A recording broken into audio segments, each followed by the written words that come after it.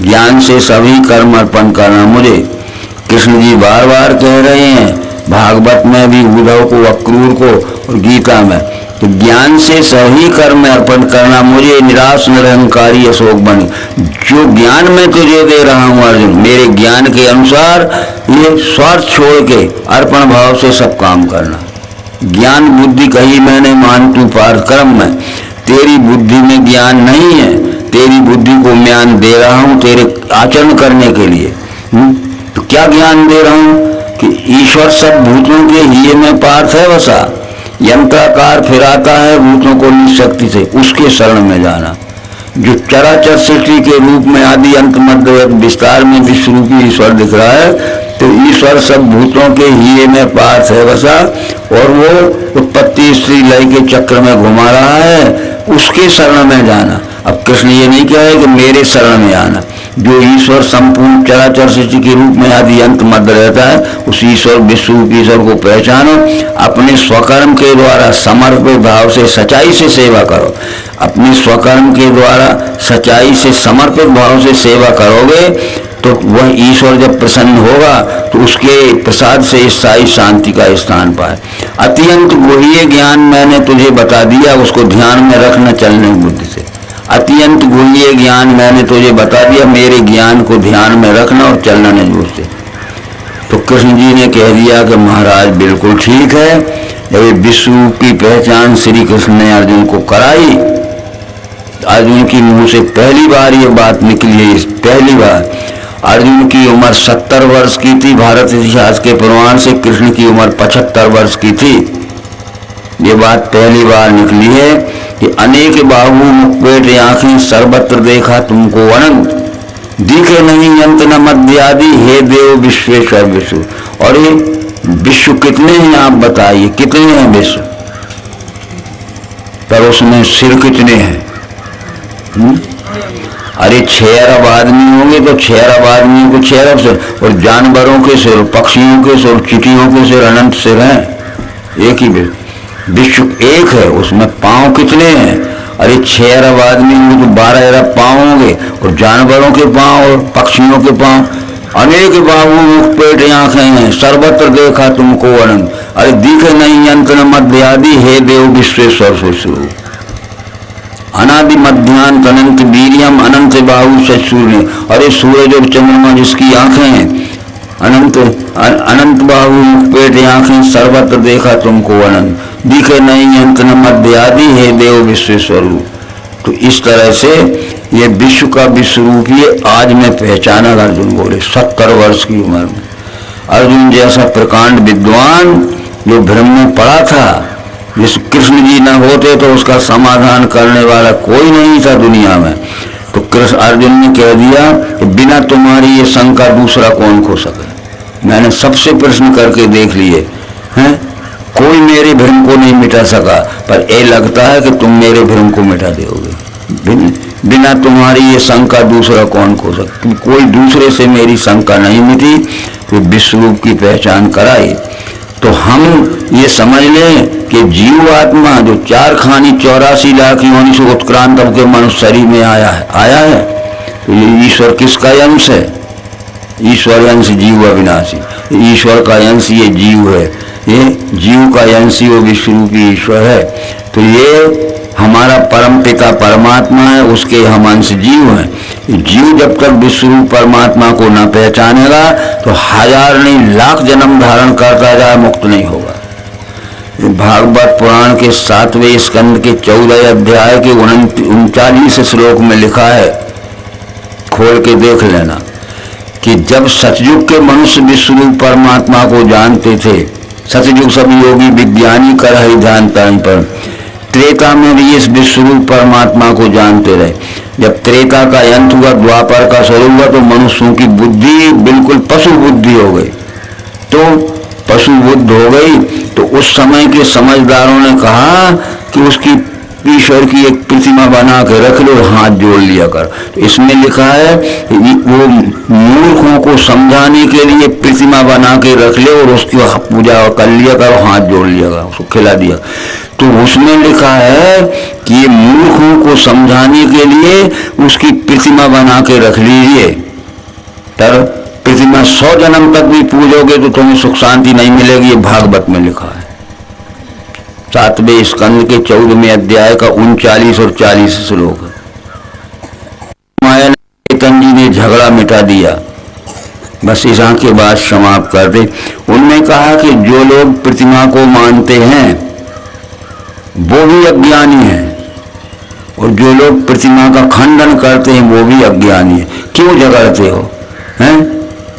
जो आज से पहले सैकड़ों वर्ष पहले जो श्रेष्ठ पुरुष हो गए हैं, बड़े बड़े ज्ञानी हो गए हैं, रामचंद्र जी, कृष्णचंद्र जी आदि, तो अब वो जीवित नहीं है हमारे, पर उनकी प्रतिमा बनाइए, उनके नाम पर देवालय बनाइए, उनकी प्राण प्रतिष्ठा करिए, और उस प्रतिमा को जाके आप क्या देखो कि रामचंद्र जी की प्रतिमा बनाई है तो रामचंद्र जी का ज्ञान क्या था, गुण क्या था, उनके धर्म स्थापना के कर्म करते, ये संस्कार लाइए।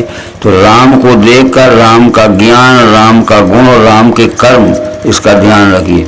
तो प्रतिमा श्रेष्ठ पुरुषों के ज्ञान गुण कर्म के यादगार का प्रतीक है। अब राम को देख के राम का ज्ञान क्या है, राम का गुण क्या है, कर्म तो हम जानते, हाथ ही जोड़ के चले गए। इसमें यहाँ समाज में मत टकराना, समझना आपको है यहाँ, नहीं तो ये बात हम कहें और तुम उत्तर दे के नहीं जानोगे और दोनों कान और खिंचवा के आ जाओगे। ये सब भागवत में लिखा है, पढ़ लेना है, आप नोट कर लेना। तो मतलब ये है कि प्रतिमा श्रेष्ठ पुरुषों के ज्ञान गुण कर्म के यादगार का प्रतीक है और इतिहास का संरक्षण। त्रेता युग में राम हो गए, इतिहास में त्रेता युग में राम ने कौन सा ज्ञान दिया, राम ने कौन से गुण थे और राम के कौन से कर्म थे, थोड़े में कह देते हैं। ठीक है, रामचंद्र जी का जब जन्म नहीं हुआ था, ठीक है, नहीं हुआ था, जन्म होने का कारण है महाराज दशरथ ने पहली शादी अपनी बड़ी रानी कौशल्या से कर ली, संतान नहीं हुई। जब संतान नहीं हुई तो फिर हमारे को भी विचार आता है कि पहली पत्नी से संतान नहीं तो कुल न डूब जाए तो दूसरी शादी कर लेते हैं।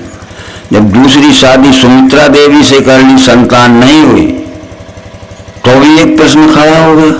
तीसरी शादी कैकेयी से कर ली, संतान नहीं हुई, तब तीसरी शादी कैकेयी से कर ली, संतान नहीं, तो प्रश्न खड़ा हो गया कि ये तीन रानियां हैं, संतान क्यों नहीं होती। उस समय वशिष्ठ जी राजा दशरथ के कुलगुरु के पद पर आ चुके थे। वशिष्ठ जी वेद काल के 5वीं श्रेणी के विद्वान थे, ब्रह्म ऋषि थे, साइंटिस्ट थे, चिकित्सा विज्ञान, वनस्पति विज्ञान, संतति उत्पत्ति विज्ञान सब था। वशिष्ठ जी से राजा दशरथ ने पूछा कि गुरुदेव तीन रानियां हैं, संतान क्यों नहीं होती है, कारण बताइए। तो वशिष्ठ ने क्या कहा कि इस विषय में संतति उत्पत्ति के विशेषज्ञ को बुलाना पड़ेगा। और वशिष्ठ न होते तो कोई अंधविश्वासी होता तो वो कहता कि भैया इसकी कूख में शनि बैठ गया है, जो बीज होता है वो शनि खाता जाता है, तो मुर्गी चढ़ाओ बकरा चढ़ाओ वो उसमें खाता रहेगा तो बीज बैठ जाएगा। वशिष्ठ ने कहा नहीं, संतति उत्पत्ति के स्पेशलिस्ट को बुलाना पड़ेगा। वशिष्ठ जी से दशरथ जी ने पूछा कि संतति उत्पत्ति का विशेषज्ञ कौन है, बोले विभांडक ऋषि का, समीक ऋषि का, सत्संग, तो बुला दीजिए। तो श्रृंगी ऋषि वशिष्ठ बुलावा। अब पढ़िए वाल्मीकि रामायण। जब वशिष्ठ वो श्रृंगी ऋषि आ गया जो समीक ऋषि का पुत्र था, उसने तीनों रानियों का जांच किया, कोई दोष नहीं था, कोई दोष नहीं था। वाल्मीकि ने लिखा है क्योंकि रामचंद्र जी ने सुनाया है, वो वाल्मीकि ने लिखा है, सोच लेख है। जब महाराज दशरथ का राज किया तो सारा दोष उनमें था, उनका इलाज किया गया, और जो इलाज किया गया वो आप पढ़ लेना। जो आज अमेरिका के और इंग्लैंड ऑस्ट्रेलिया के डॉक्टर आज भी जिन पुरुषों को संतान नहीं, वही इलाज आज भी होता है। और एक की तो बात क्या है, तीनों को पुत्र हो गए। जिस दिन से हरि गर्भ ही आए, सकल लोग सुख संपत्ति चाहे, एक विधि गर्भ से सब रानी सोवा शील गुण का है। तो ये तो लिखा है कि जिस दिन से हरि गर्भ ही आए, सकल लोग सुख संपत्ति, रात भर में खुशी की लहर दौड़ गई। आशा टूट गई थी कि राजा दशरथ बूढ़े हो गए, अब संतान नहीं होगी, पर जब पता चला कि कौशल्या जी गर्भवती, ये भी गर्भ से सब रानी। अब इसके बाद हमने पढ़ा है भाई प्रगट कृपाला दीन दयाला कौशल्या हितकारी, ये कथावाचक कहते वो माता जी के गर्भ से तो बड़े प्रगट भय है। लो अब वही बात कर दे। और क्या लिखा है पूर्व संदर्भ में कि जी दिन से ही गर्भ ही आए, ये रखी राम। तो गर्भ में आए, वही कहते गर्भ में नहीं आए तो प्रगट भय है, प्रगट भय है। अरे तुम ऐसे अंधविश्वास में कथाएं सुनाते हो और सब लोगों को भी भ्रम फैला रहे। अगर रामचंद्र जी प्रकट हुए हैं माता जी के गर्भ में, तो उसमें तो ये भी लिखा है रामायण में कि बन्नो विधि पद रेणु भाव सागर जिन कीने संत सुरासरी रेणु प्रगटे खल, खलों को भी प्रकट लिखा है। समझ सकते हो तो समझ लो। हाँ, अकेले प्रकट का ये अर्थ नहीं होता। जब 18 वर्ष की उम्र थी रामचंद्र जी की, विश्वामित्र जी के साथ जनक का धनुष यज्ञ देखने गए थे राम लक्ष्मण। रामचंद्र जी ने कहा कि गुरुदेव हमने सुना है कि जनक की पुष्पवाटिका बड़ी सुंदर है, बड़ी प्रशंसा हो रही है, हम देखना चाहते। तो विश्वामित्र जी ने कहा देख आओ। दोनों भाई फाटक में से घुस गए। 1 योजन लंबी चौड़ी थी, दिन भर घूमते रहे। बड़े बड़े झाड़ थे, पेड़ थे, पौधा थे, वनस्पति फूलों के थे। दिन भर घूमते रहे तो पौधों की और झाड़ों की आड़ में थे, नहीं दिख रहे थे। जब दिन भर घूम के आए दरवाजे पे तो वहां भी तो लिखा है लता भवन से प्रकट भय देयो सर्व। 18 वर्ष में प्रकट, आंख से जब तक वस्तु नहीं दिखती उसको अप्रकट कहते। तो वहां तो लिखा है 18 वर्ष में कि लता भवन से प्रकट भय तेई अवसर दो बार। अब मेरे हाथ में एक चीज होगी मित्रों, बताइए प्रकट है कि अप्रकट है? तो जब तक हमारी आंखों को नहीं दिखती तब अप्रकट कहते हैं। तो शिशु जब तक माता जी के पेट में रहता है हमारी आंखों को दिखता है क्या? प्रकट है कि अप्रकट है? और 9 महीने के बाद जब जन्म हो गया सारी दुनिया को प्रकट दिखता। तो ये प्रकट है कि अप्रकट है? अब प्रकट है कि अप्रकट है? ये प्रकट भय ताला खोलने के लिए है? इतना अंधविश्वास फैल गया बहनों भाइयों कि उसके जटाधारियों के पास भी बैठना आज एक हमारा जो ज्ञान था वो भी सीताहरण जैसा चला जाएगा।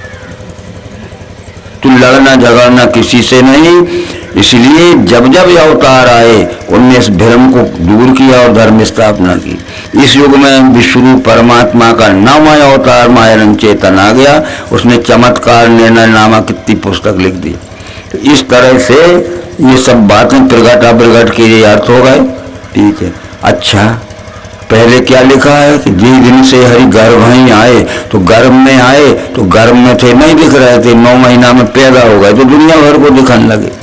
तो 18 वर्ष की उम्र में लिखा है कि लता भवन से प्रकट भयते ही अवसर दो बार। तो वो समझाने वाले वाह वाह, वो समझाने वाली बहने भैया भी वाह वाह में लगे हैं। बताओ, रामचंद्र जी का जन्म गुरु में गए पढ़ने को। ठीक है, अब सुन रहे ना रामायण भी लिखी है भागवत में, पूरी रामचरित लिखा है। गुरु गए पढ़न रघुराई अल्पकाल विद्या सवाई। अरे ज्ञान का भंडार तो राम में था ही। जैसे हमारे कमरे में बहुत बहुत कीमती चीजें रखी, हीरा मोती जवाहरात रखे हो, पर चाबी हमारे पास ना हो तो दिख जाएगी। तो चाबी थी वशिष्ठ जी के पास। वशिष्ठ जी के घर में गए, गुरु गए पढ़न रघुराई अल्पकाल विद्या से। थोड़े में सब विद्या आ गई, राजनीति शास्त्र, समाज शास्त्र, अर्थशास्त्र, भूगोल शास्त्र, भूगोल शास्त्र, वनस्पति शास्त्र, चिकित्सा शास्त्र, सारा।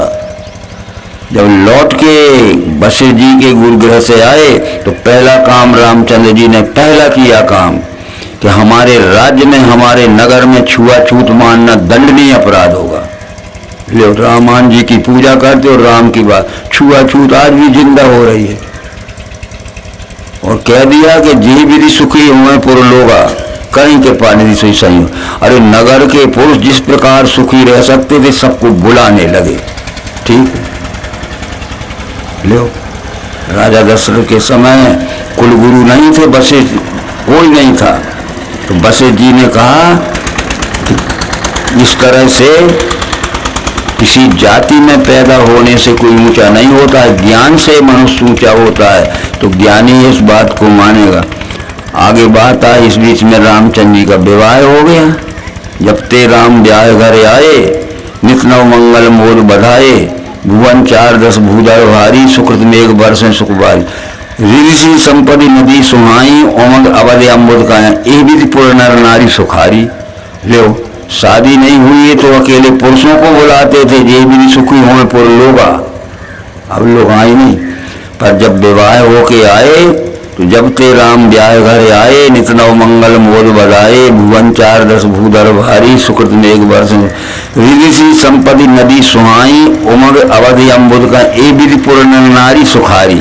अब पुर नारी क्यों लग गया कि जब तक राम की शादी नहीं होती तो अकेले लोगों को बुलाते थे, महिलाओं को नहीं बुलाते थे, क्योंकि महिलाओं की कुछ ऐसी समस्या रहती जो पुरुषों से कहने में संकोच करती। और जब सीता आ गई तो नर नारियों को बुलाने लगे, ये विधि पुर नर नारी सुखारी, कि महिलाएं सीता से मिले और पुरुष मेरे से मिले हैं। ठीक है, राज्याभिषेक होने वाला था, विश्व प्रकृति की कुछ सुनियोजित योजना ही दूसरी होती है, बदले में वनवास हो गया, वनवास हो गया। तो रामचंद्र जी ने ये तो नहीं कहा था कि ये पूरा राज भरत का हो चुका है, राज के बाहर जहां तक आए भरत का राज है, राज के बाहर चले जाएं, देश निकाला है। तो रामचंद्र जी ने दंडकारण्य चुना। दंडकारण्य को पसंद क्यों किया कि जब विश्वामित्र के साथ वो गए थे तो मारी सुबह ताड़का आदि भारत पर कब्जा कर रहे थे, तो वो सुबाहु को और ताड़का को मार दिया था। मारी चल मारा भग गया था, उसने लंका में खबर दे दी कि दशरथ पुत्र राम आ गया है, अब खैरियत नहीं हो। ठीक है, तो इस तरह से वही दंडकारण्य वनवास के समय पसंद किया कि हम वहां जाके अब देखते हैं राक्षसों को। वो दशरथ राज के अंतर्गत नहीं था। इक्ष्वाकु के पुत्र का नाम दंडक था, उसके बंटवारे में वो भूमि आई थी जो नासिक से चित्रकूट तक फैली थी, बहुत बड़ा क्षेत्र था। वो कायर था, पुरुषार्थहीन था, हलाल था, निष्क्रिय था, वीरान पड़ी थी, राक्षसों ने कब्जा कर लिया। जब राम दंडकारण्य में घुसे तो अस्थि समूह देख रघुराया, पूछी मुनि लागे दिया। अरे मनुष्यों के हड्डियों का ढेर लगा था। अस्थि समूह देख रघुराया, पूछी मुनि लागे। ऋषि मुनियों से पूछा कि ये मनुष्यों के हड्डियों का ढेर क्यों लगा है। उत्तर मिला, निश्चर निकर सकल मुनि खाए, देख राम ने। अरे राक्षसों के झुंड आते, ऋषि मुनियों को पकड़ पकड़ कर खा जाते, हड्डी ये रखे। तो निश्चरहीन करो मही, भुज उठाए पिणकी, सकल मुनि के आश्रम चाहे जाए सुख दे। ये धरती राक्षसों से खाली कर दूंगा और हरेक ऋषि मुनि के आश्रम पर गए, अब निर्भय रहो, निर्भय रहो, निर्भय रहो। अब हम दंडकारण्य में आ गए, कोई राक्षस दंडकारण्य में घुसेगा तो घुसने के पहले मार दिया जाए। ये खबर लंका में पहुंच गई कि सुनहु जासु बल पाए दशानन, अभय भये विचरे में। रामचंद्र का, दशरथ पुत्र राम का अभय बल पाके निर्भय घूम रहे, नहीं तो घर में घुसे रहते थे और घर में से भी तान लेते थे राक्षस, मांस खा के। इतना संरक्षण दिया। आगे बहुत सी बातें हैं। रामचंद्र वनवास में घूमते हुए चित्रकूट में गए। चित्रकूट में निषाद भी साथ गया था। चित्रकूट में जब निवास किया तो रामचंद्र जी ने निवास करते ही जाहिर कर दिया चारों तरफ, हर प्रकार के स्त्री पुरुष हर समय मेरे से आके मिले, मैं बुलाता हूँ सबको। ऊंच नीच मध्यम नर नारी, लहाई दरस निज निज अनुहारी, सावधान सभी सन्मान ही, सकल कृपा सराहत कृपा। ऊंच नीच मध्यम स्त्री पुरुष सबको बुलाने लगे राम, और रामचंद्र जी के बुलाने पे सब जब आने लगे तो आदर से बैठालने भी लगे, इसलिए रामचंद्र जी की प्रशंसा होने लगी। क्या हम कोर कर रहे हैं ये? वैसे ही राम राम। ऊंच नीच मध्यम नर नारी सबको बुलाने लगे, जो उस समय नहीं बुलाते थे लोग छुआ जो। ऊंच नीच मध्यम नर नारी, लहाई दरस निज निज अनुहारी, सावधान सभी सन्मान ही, सावधानी से आदर से सबको बुलाने लगे, बैठाने लगे। इसलिए सकल सराहत कृपा निधान है। कृपा निधान राम की सब प्रशंसा होने लगी। अरे राम ना होते तो हमें कहाँ ऐसा सौभाग्य मिलता। राम के भाई मिलने गए, भरत शत्रुघ्न, उनकी पत्नी मांडवी सुत की थी, लक्ष्मण की पत्नी उर्मिला भी, गुरु वशिष्ठ, उनकी पत्नी अरुंधति और कौशल्या सुमित्रा कह कही भी गए। तो लोक वेद सब भातऊ नीचा, जासु छाए सोले वहीं सींचा। ते भरे अंक राम लघु भ्राता मिले सकल परिपूर्ण। जाति अभिमानियों को जिनकी छाया पड़ने पे भी छूत लगा, शरीर छूने पे नहीं, ऐसी छाया पड़ने पे भी छूत लगती, स्नान करते थे। ऐसे अछूतों से राम के भाई छाती से लपेट के मिले हैं। लोग भेद सब भांतो नीचा, जासु छांछो ले वहीं सींचा। ते भरे अंक राम लघु भ्राता मिले सकल प्रसन्न चितुर। जाति के अभिमानों को जिसकी छाया पड़ने पे भी छूत लग जाती, शरीर छूना तो अलग है, और स्नान करते, ऐसे अछूतों से राम के भाई प्रसन्न होकर छाती से लगा के मिले। ये पढ़ा रामा। लोक वेद सब भांतो नीचा, जासु छांछो ले वहीं सींचा। ते भरे अंक राम लघु भ्राता मिले सकल परिपूर्ण प्रसन्न चित्त में। उन्होंने खाने को भी दिया। वे गरीब थे, जंगली थे, कोल की रात भिल्ल वनवासी, यहाँ भी होंगे ऐसे। तो उन्होंने गरीब थे, उनके पास धातु के पात्र नहीं थे, तो झाड़ के पत्ते में दोने बना के खाना लाए। भर भर पर्णपुटी रच रूरी, कंद मूल फले अंकुर जूरी। पर्णपुटी के झाड़ के पत्तों का दोनों में खाना लाए और सबको दिया, खाया बड़े आराम से। और देखा कि ये गरीब दिन भर की कमाई यहाँ ले आए हैं, अब शाम को लौट के घर में जब जाएंगे, इनके घर में खाद्य सामग्री न होगी, इनके बाल बच्चे भूखे सो जाएंगे, तो पैसा दे दो इन्हें। पैसा देने लगे तो दे मूल बहु मूल न ले ही फेरत राम। अरे हमने पैसा लेने के लिए थोड़ी, आपने हमें छू लिया, छाती से लगा, हमारा छुआ खा लिया, तो ये पैसा हमें नहीं चाहिए, पैसा वापिस कर रहे थे। दे मूल बहु मूल न ले ही फेरत राम दुहाई। अरे जय श्री राम, राम न होते तो काहे को मौका मिलता। बस इससे ज्यादा जब रामायण मत सुनिए, नहीं तो फिर तो शाम तक होती रहेगी। वैचारिक परिवर्तन करिए। रामायण पढ़ने की अगर इज्जत रखते हो राम की और रामायण की, और भागवत पढ़िए यदि कृष्ण के चरित्र की इज्जत रखते हो। नहीं तो ऐसे तो दुनिया भर कैसेट गा रहे हैं, तो तुम भी भागवत पढ़ो चाहे रामायण गा रहो कैसेट में भर। इनमें लिखा हुआ ग्रंथ आचरण में लाना चाहिए। क्या लिखा है? रामचरितमानस यह नामा श्रवण सुन श्रवण। राम का ज्ञान, राम का गुण और राम का चरित्र लिखा। राम के ज्ञान के, राम के गुण के और राम के आचरण के अनुसार चलना पड़ेगा, तब राम की भक्ति में नंबर लगेगा। अपने मन से भक्त बने रहो, वहां तुम्हारा वेटिंग लिस्ट में भी नाम नहीं आने वाला। ओम शांति।